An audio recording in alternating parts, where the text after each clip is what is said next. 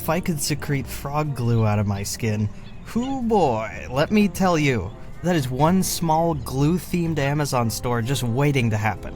I could call it Glue City. I could call it Glue's Day, Glue Balls. Wait, where was I going with that? Oh yeah, the Catholic frog.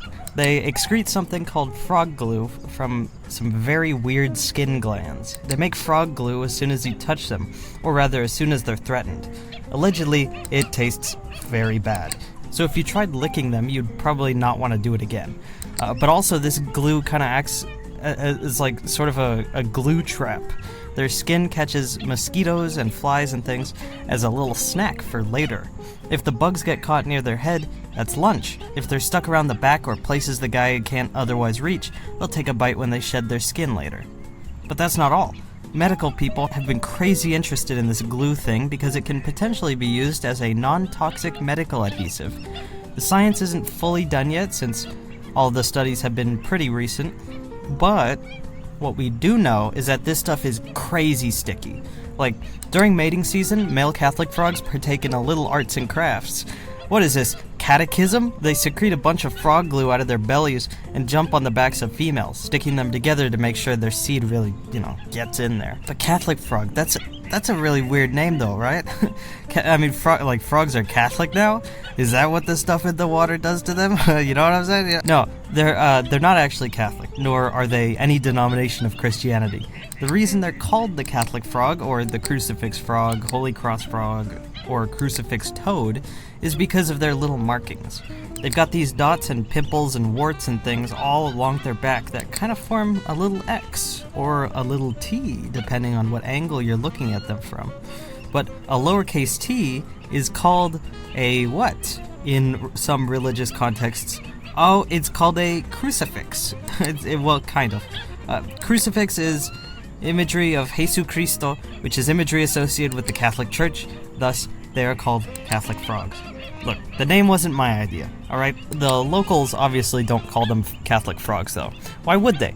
No, the Australian Aboriginal tribes refer to them in their mother tongue, Jualore, where their word is Bulga. Their scientific name, Notaden benedi, has a little bit of explaining to do. Like a lot of scientific names, it's named after an old guy who discovered a lot of species.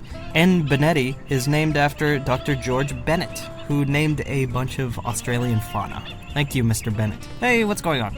Welcome to Herp Corner, the series where we delve into the ins and outs of the more exceptionally weird species of reptiles and amphibians.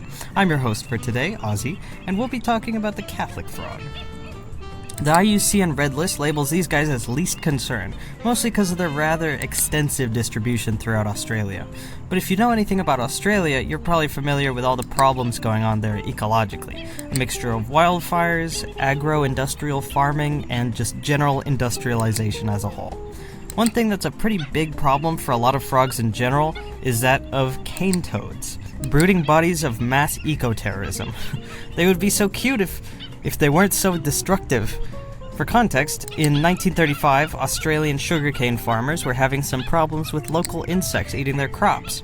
So instead of using insecticide, which would have probably damaged their crops or in some cases given them cancer, they bought a bunch of cane toads to eat the insects. The cane toads probably did munch on the insect populations a little, but mostly just ate the sugarcane. Hence their name. What the farmers didn't expect was the cane toads multiplying crazy fast and escaping all their farms. So not only did they still not get rid of the insects eating their crops, but they did successfully kickstart a population of toads that would terrorize their ecosystems for years to come. So that's something, right? No, but cane toads are a huge problem for Catholic frogs. Like, they eat their eggs, lay eggs where Catholic frogs lay eggs, so when their eggs hatch, all the baby cane toads can just eat all of the Catholic frog eggs or the tadpoles for breakfast, and then they eat all the animals that Catholic frogs were gonna eat. It's just a huge mess. But despite all their cane toad haters, they still do their usual stuff in their favorite locales of New South Wales and southern Queensland. They enjoy burying themselves 2 to 3 meters underground and putting themselves in little hibernations, actually encasing themselves in cocoons. Cocoons of frog glue, of course. During heavy rains, they surface to mate in deep puddles and have a little snack. During the rainy nights of spring in Queensland, you can hear waves of their calls, little whoops, echoing around, signs that male Catholic frogs are looking for some ladies to come over.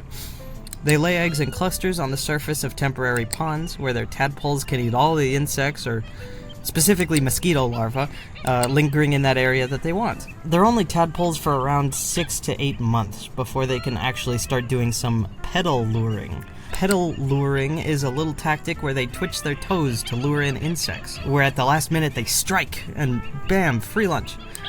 Yum, like, are you gonna share, or am I right?